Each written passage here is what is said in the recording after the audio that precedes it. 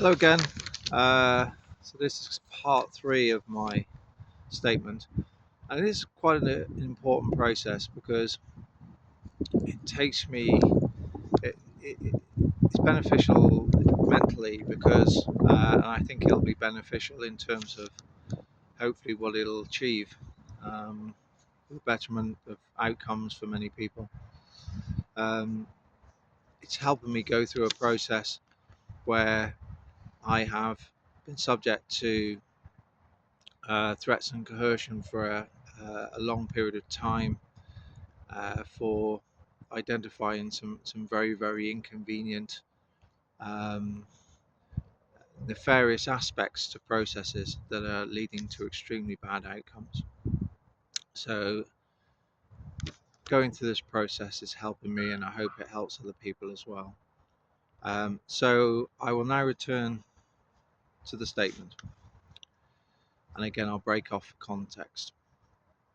I felt that this approach was inconsistent with the ECHR framework. Now, in multiple videos on the other platform, I have on the other channel, sorry, I have said that I believe the problem with this framework is the gross perversion and manipulation of it by legal professionals. So, what I've termed it as the rule of lawyers rather than the rule of law. And in this context, my concern is a body of evidence is taken away. Um, you can understand why it was taken away. But then there are interviews and questions and so on and so forth, where the prosecutor, if you will, stroke investigator, is able to cherry pick aspects of that and put it to the accused, who doesn't have access to the same body of evidence. But it's being done in a recorded format that can generate evidence that can be used against the accused. And the accused doesn't have access to be able to answer the questions um, in the right context. And the longer that period goes on, the worse that imbalance becomes. And it's very problematic here with the FCA because that body of evidence quite likely will show instances also of stunning regulatory failure, which takes us back to this conflict of interest, this corrosive conflict of interest between a regulator with a mandate for consumer protection. Obviously, in this instance, there's been multiple catastrophic failures, and in others as well, also acting as a prosecutor. So that's what I mean with that.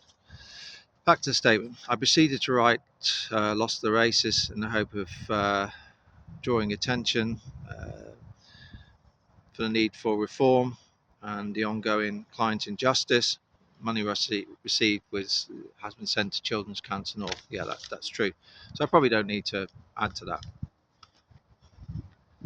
As covered in the book, I felt clients were being sacrificed on the altar of the secondary objective. I've expanded on this in videos. So indeed I have. And what it means, if you take the budget yesterday, key part of the secondary objective is helping to generate growth in the UK economy. That's not a bad thing. Using the financial services sector to do it is not a bad thing if it's done in the right way.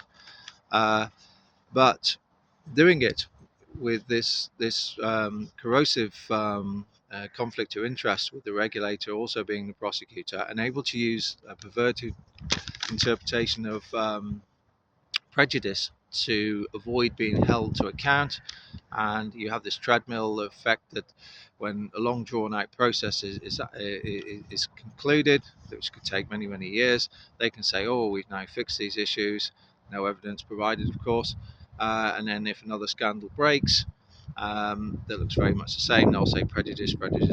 So I think you can see the cycle here. So fundamentally, this is a system that needs to be repaired because it's allowing the protector of consumers to place greater emphasis on the protection of itself over the protection of consumers and victims, ultimately the victims. So the welfare of the victims is being subordinated to the protection of the reputation of the protector. I hope you can understand. So back to the statement. I was heartened by Judge, or perhaps I should use the term Justice Raj, who took the side of clients in the administration process and associated costs. I think this, if I call him Judge or Justice Raj, is possibly the only person I've seen in this process from an official perspective who has looked at it and tried to understand it from the perspective of the victims and the accruing costs that they were having to bear in an unjust way through a scandal that was no fault of their own. So that's what I mean there. So in addressing wider issues and matters of coordinated coercion, I will move back in time. So in addition, so no context needed there. So back to statement. In addition to my financial services role, in my spare time, I investigate corruption with a network of colleagues. It is global in nature, and it is conducted, well, from my perspective, for no fee. I don't want to profit from it. I have been involved in this work for many years. That's true, I have. And we investigate mainly corruption and money laundering. You know, I do a bit. I tend to do the context stuff. So somebody will come to me and they'll say, "There's the system here that looks very ill, very bad. I'll look at it, analyze it, study the rhetoric, study the relationships of all the moving parts and people, and say, if you want to find corruption, this is where you'll find it." So that's a brief, speed view of what I do. In back to statement. In 2020, we became interested in the role of private equity in the care of vulnerable persons, young and old. We were also concerned with corruption in local authorities and family courts. We have identified vast instances of vulnerable persons being traded from local authorities to private equity owned agencies. So let's break off some context. A profit motive can be very powerful if it's applied properly. It can be phenomenally stimulative to innovation and so on and so forth. But a profit motive, if it's put in the wrong arena, can lead to horrendous outcomes. Bad morality. So let's take an instance of, the water sector, for instance, which has been covered well by people like Fergal, Sharkey and so on, where a profit motive in there has led to bad outcomes for the environment and the public. And what I'm saying here is what we've got here is if you're passing children on, effectively trading them to for-profit, privately owned businesses, and they've been rapaciously consolidating, you are introducing some dangerous, sorry for the wind, I'll let the wind pass. You're introducing some dangerous motivations, and that is what I've seen in my own case and of others. So effectively then, you've got businesses that are building a business model around long-term stable cash flows. For those to be underwritten, there has to be long-term care orders. And then you're putting society in a situation where you're essentially encouraging people to weight the breaking up and destruction of families over the repair of those families. Now, there are certain instances where you could say they can't be repaired, but there are other instances where they could. And the profit motive and the role of private equity and these effectively government-backed cash flows is very dangerous. So in the instance of my younger daughter, I talked about the cultural genocide of her Polish heritage. That was clearly part of a sustained campaign to destroy any emotional attachment between her and her family, erasing her heritage, her identity, to ease this trading process. That is what I mean. Back to the statement. Whilst the rate gang scandal is not core to our activity, the same business model is present. We looked at some cases, and this is other people's work here, so I don't want to wade into it, but you see the same trade. Vulnerable people traded through from local authorities, family courts, and into the hands of private equity-owned institutions or accommodation providers who badly failed them, in my opinion. Back to the statement. A further interest is the growth of private assets and the development of the Pisces trading platform. This is an opaque trading platform lobbied for by private equity for the purpose of expanding their role in hollowing out health and social care. This forms part of the secondary objective. So this Pisces platform, it's wrong to say, I'm not saying everything's wrong with it. There could be potentially some interesting aspects to it.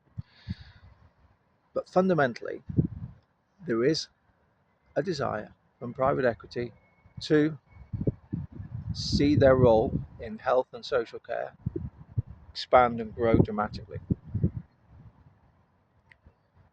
If you look at Wes Streeting very carefully and the granular work he's doing, and as time goes on, you also see it with what he's doing too. Private equity wants state-backed cash flows. They want to grow this business model. They want access to a platform to be able to do it, and they want access to funds to do it.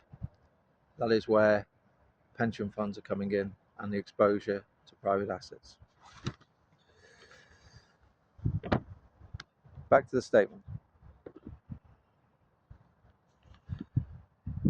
The Pisces trading platform is designed to also facilitate pension money being channeled into this trade, a trading venue and more money. So that's what I just explained. So I won't dwell on that. In 2021, just before Christmas, my own children, 2 girls, were taken into care by South Tyneside Council. This was initiated by my older daughter, making disclosures. These were varied in nature. I'll leave that for now because I'll come back to this. So back to the statement. When my wife and I arrived at the school to collect our daughters, in the case of our youngest, we were illegally obstructed. So essentially, Kim Simpson from South Tyneside Council had sort of conspired with the school to prevent us from legally being able to collect our younger daughter, who wanted to go home, who had never ever been failed to be picked up at school, and was sat in a room terrified, not knowing where her loving parents were. It was an illegal act. If you believe it wasn't illegal, South Tyneside, you know where I am. Judge Hudson was made aware of this. Rachel Hudson was made aware of this, of course. Given the context of the trade I outlined to you, she just swatted it away. So that's it for part 3. I'll be back with further parts very soon. Goodbye.